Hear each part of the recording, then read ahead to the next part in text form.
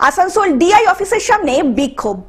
যোগ্য শিক্ষক শিক্ষিকা অধিকার মঞ্চের নেতৃত্বে বিক্ষোভ দেখানো হয় আসানসোল ডিআই অফিসের সামনে। যোগ্য শিক্ষক শিক্ষিকাদের সার্টিফাইড কপি প্রকাশের দাবিতেই এই বিক্ষোভ। আজকে আমরা প্রত্যেকটা জেলায় ডিআই অফিসে এসেছি এবং ডেপুটেশন দিতে এসেছি। আমাদের দাবিগুলোর মধ্যে অন্যতম দাবি হলো যে আমরা একটা সার্টিফাইড লিস্ট চাই।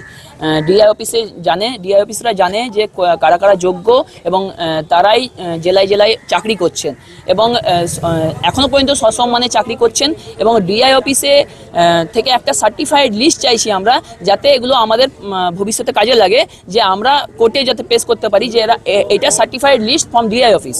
এবং আমরা এই যে পরীক্ষা ব্যবস্থাটার জন্য যে নোটিফিকেশন সরকার বার করেছে, এই নোটিফিকেশনটা পুরো ভুয়ো নোটিফিকেশন এবং এই নোটিফিকেশনটা আমরা মানছি না, কারণ এই নোটিফিকেশনে অনেক ভুল আছে। যেমন ওবিসি যারা আছেন তারা কখনোই এই পরীক্ষাটা এখন দিতে পারছেন না, কারণ কি ওবিসির কেস চলছে। তাহলে এইভাবে নোটিফিকেশন তো মানা যায় না। বিক্ষোভ প্রদর্শন করার পর ডিআই অফিসে স্মারকলিপি প্রদান করা হয়েছে শিক্ষক শিক্ষিকাদের তরফ থেকে। আমাদের যেহেতু এখনো অবধি সত্যি কথা বলতে আমরা কোনো একটা স্থির জায়গায় দাঁড়াইনি, কারণ আমাদের এখনো শুধুমাত্র সুপ্রিম কোর্টের নির্দেশে ডিসেম্বর অবধি চাকরি আছে, তাও সেটা পুরোপুরি চাকরিও আমরা বলতে পারছি না, এমন অবস্থা। মানে আমরা যে অ্যাসিস্ট্যান্ট টিচার না আমরা কি আমরা নিজেরাও বুঝতে পারছি না, আর সেটা যে কার দোষে হলো সেটাও আমরা বুঝতে পারছি না।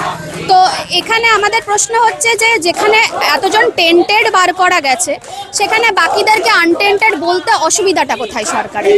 সেটা যদি সরকার একবার সার্টিফাইড করে দেয় তাহলেই তো আমাদের চাকরিটা বেঁচে যায়।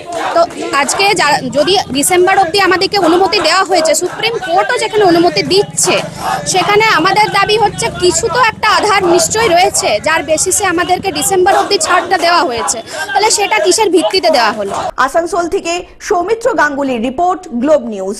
এখন থেকে গ্লোব টিভি দেখুন আপনার স্মার্টফোনেও। গুগল প্লে স্টোর অথবা অ্যাপল স্টোর থেকে ডাউনলোড করুন গ্লোব টিভি লাইভ অ্যাপ। এছাড়া জিও টিভি অ্যাপ থেকে দেখুন গ্লোব টিভি লাইভ।